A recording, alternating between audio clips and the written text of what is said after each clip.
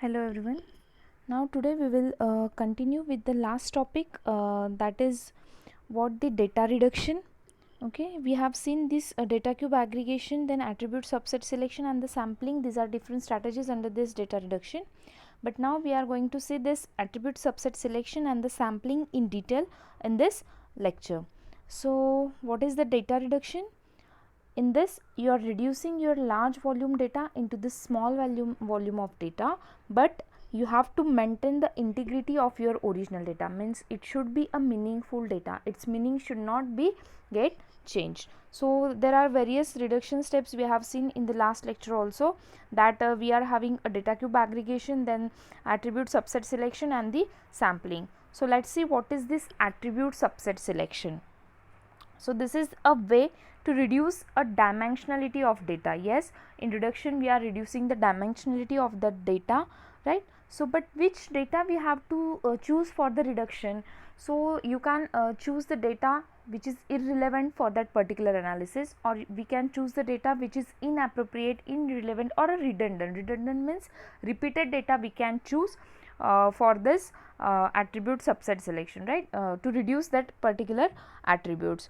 So here we are finding a mini subset of an attributes that will be reducing the attributes which are irrelevant to our analysis, right? And that should not much affect the utility of our data, and it should not affect the cost of that analysis. Okay, so such a kind of data subset selection we can do over here. So which are the different methods we are having for this attribute subset selection? So in this process we are finding a minimum set of attributes that will be selected in a such a way that their distribution represents a same as the original data set distribution. Okay, so different techniques we are having over here, that is a forward selection and the stepwise backward elimination, and the combination of both forward selection and the backward elimination. So what we are going to do over here, suppose we are having a forward selection as a technique. So in that, first of all we will start with our empty set, means we have not selected any particular thing. Then we will determine the best of the original attributes and add it to the set. So what we are going to do, we are selecting the best solution from that set of attributes, but best attribute we have to select that will be useful for our analysis. That attribute we have to select over here. So step by step we are going to select one after another attribute over here, and at each step we will find the best of the remaining original attribute and add it to the set. Means what? If I selected one of the item, I will add to it my set. Then from the remaining attributes we have to select the next best attribute. So in this way we are processing in forward selection. Whereas in backward elimination we will have the full set of that attributes, means we will consider the full set of attributes, and from this attribute we are going to remove one by one which is not relevant. Means whatever the irrelevant attributes are there which are meaningless for our analysis, such a attribute we are going to remove or eliminate at each step, right? So at each step it removes the worst attribute from the remaining set of data. Okay, so this is what the backward elimination. So you can see in this example that forward selection we are having a list from A1 to A6. Same for backward elimination, we are having a list from A1 to A6. So what we are doing in forward selection, in that first of all we are having our empty set, right? Then we are we are selecting the one of the attribute from this attribute list. So I have selected the A1. Then for the next step I will select the next best attribute from the remaining list. So remaining list is from A2 to A6 is my remaining list. From this to this is my remaining list. So from this list I am selecting the A4 as my best next choice, right, attribute. So I have taken here as a A4. So the initial reduced set is this. After that I have selected A1, A4 and A5. So reduced attribute set is this, whereas A2, A3 and A6 are the irrelevant attribute for that particular analysis. Okay. If I am choosing a backward elimination over here. So again I am starting from A1 to A6. So here I will take whole as a set for my backward elimination. I will take whole set as a first input, then I will delete or eliminate the attributes which are not relevant.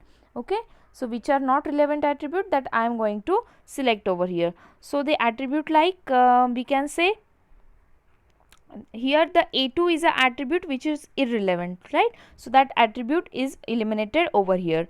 So you can see here that A1, A4, A5, A6, these are attribute. Again from this we have eliminated A5. So A1, A4, A6 are nothing but my next attributes after selection. Okay, again you can see there is a combination of both forward selection as well as the backward elimination.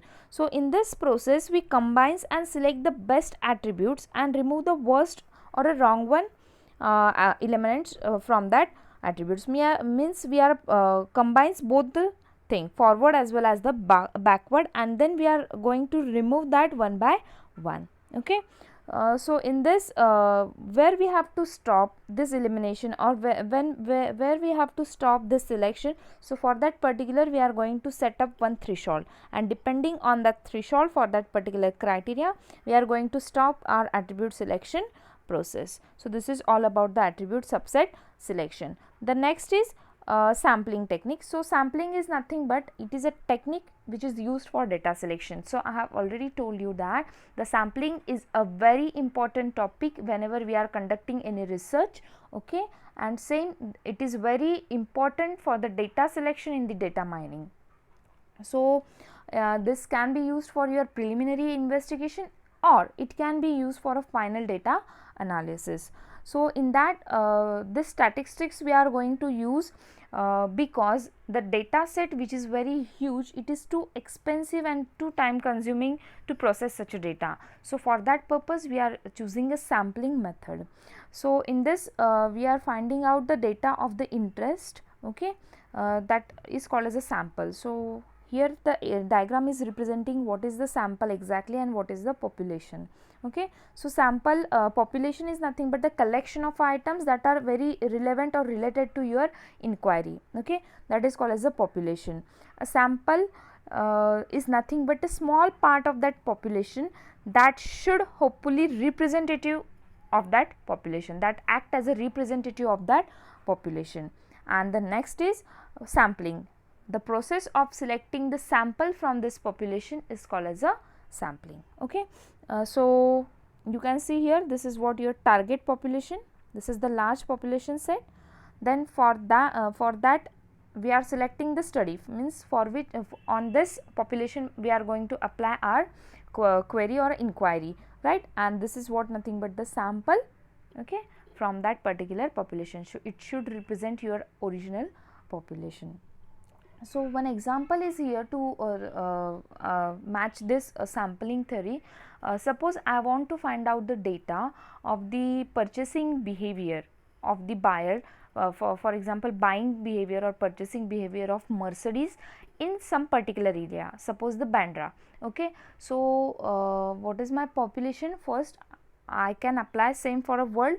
So this is what the target population. From that I am going to apply this study on the Bandra area only, right? So this is what my study population, and the sample points means I will check the buying behavior or what is the tendency behind buying this Mercedes. So some people I will choose for this sampling process. So this is can be an example for this sampling.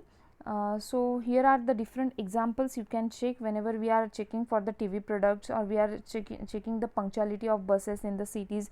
So we will check for the 10 different routes to see the punctuality. We are not going to observe all the things, but we will choose some of the roads or routes to see the punctuality of the buses, etc. So this is nothing but a sampling technique. So which are different types comes under this sampling, though the first is a very important, that is a simple random sampling.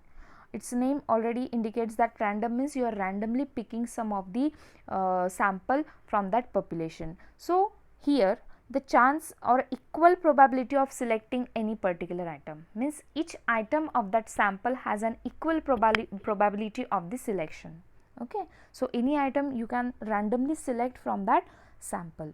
Okay, so this is the same as an lucky draw, you can say, or whenever suppose here is example is given that you have a class of 50 students, so I will assign, and we have to choose only the 15 students from that 50 students, okay, for a particular fest. So in that we will assign the roll number from 1 to 50, and then we'll make a cheats on cheats and write roll number on that, and we'll mix up all that right, and that we will place on the one pot or a hat, and then we'll select a random 15 numbers from it.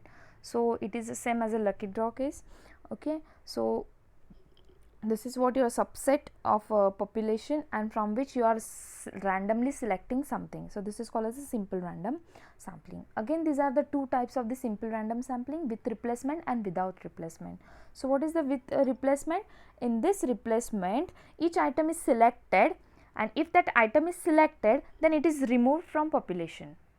If I am not removing that item from population, then it is called as a with replacement. Okay, in without replacement, I will remove that selected item from population, whereas in with replacement, I will not remove that item from population. So in that case, it may happen the same item will be selected more than once. Okay, so this is what the two basic types of this simple random sampling. One more type is there, that is a stratified sampling. What it means?